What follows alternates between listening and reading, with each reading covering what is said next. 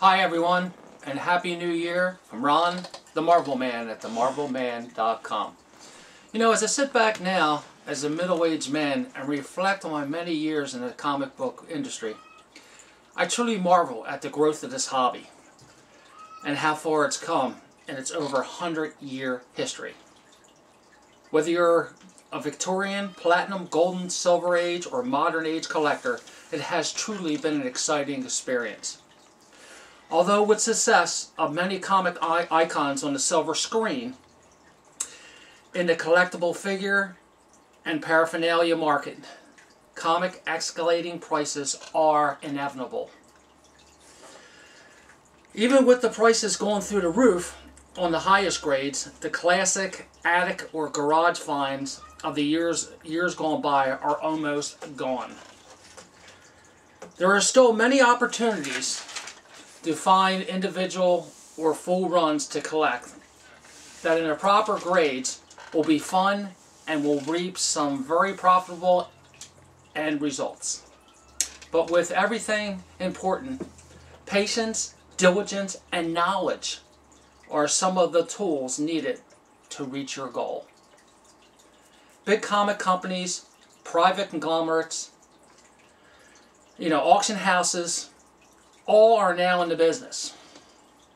Big-time investors and speculators now invest and now thrive in this venue or commodity.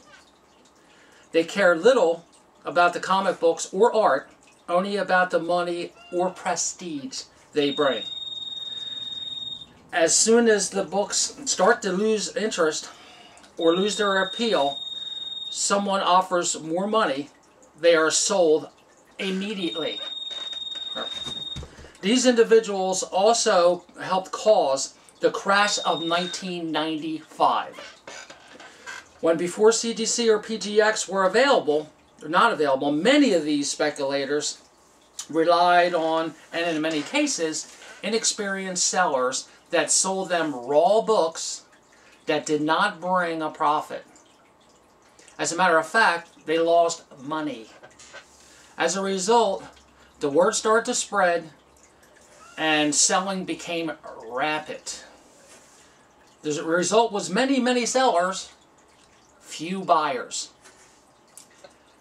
CGC, PGX grading companies came along in the late 1990s.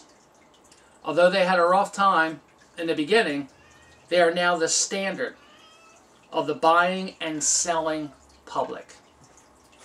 And yes, the same people who helped bring the crash along in 1995 are now back and are buying up many of the top tier books and are setting new prices for these books daily, including the art business. It's a two-edged sword. Unfortunately, they are needed to help balance the hobby. Again, don't be discouraged. If you can gain some valuable information from individuals who have actually been in the business for the love of it and don't mind making a buck here or there when available, then seek these people out. Give them a try. Before you know it, you will find that there are still fans of the comic characters out there. The Marvelman is one of those. People actually care about the longevity of the hobby, not just reaping benefit. Remember, the hobby business, the comic business and comic art business started out as people enjoying characters. People who you can actually grow up with. If you take Amazing Spider-Man, Peter Parker, he was a teenager when we first met him in 1962 in Amazing Fantasy. And we grew up with him together. The passion, the love, the dating, the first car, going to school. We went with them. It was important. We understood the characters. We understood the passion they evoked and real life situations. And some of us have never lost that. That you also must maintain integrity in the business. As an individual, I visit comic stores and conventions as much as my schedule allows. And I speak to as many individuals as I can about their personal opinions and experiences of the hobby and where they think it's going or where they feel the business is going to go.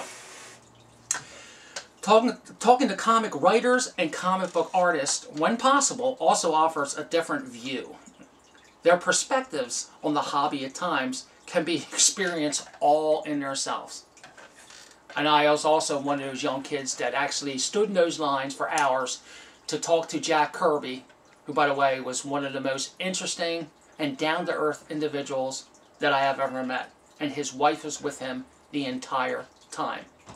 I waited for hours. He sat in that chair. He was only supposed to be there for 2 hours.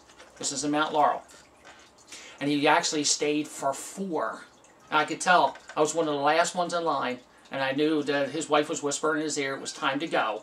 And he actually looked at me, and I was standing in front of my icon, the person that brought me into the comic business, and also who I tailored myself off to as far as an artist. And he stood there, we looked at each other, and I was dumbfounded. I didn't even know what to say to him. And he looked at me and said, well, are you going to talk to me, or am I going to just go home? So it was truly, truly a marvelous experience and something that I will never forget as long as I live. Again, these are the memories that I hold on to, which invoke the passion that I have today in this business. And even in my middle 50s, I've never given that up. Okay, and like all of us, we go through some interesting times in our lives, which may cause us to sell off some of the items that we love, or maybe all. But there are marvelous opportunities out there in the business still that if you pick the correct grade, you can still be very successful at that individual item or putting together a complete run. It's very, very satisfying and can be quite profitable. Again, when you sit back and take the hobby as a whole into consideration, the sky is still the limit. It absolutely is. There is something for everyone.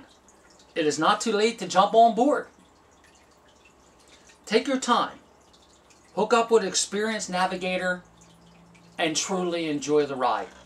As we go into 2009, my hope for all you in the collector business is that you just take your time, truly enjoy the business. Don't go out there, try to spend tons of money without any experience. Enjoy yourself. Enjoy what you buy. Read it. Learn about the characters and the history. And have a wonderful 2009. Thank you.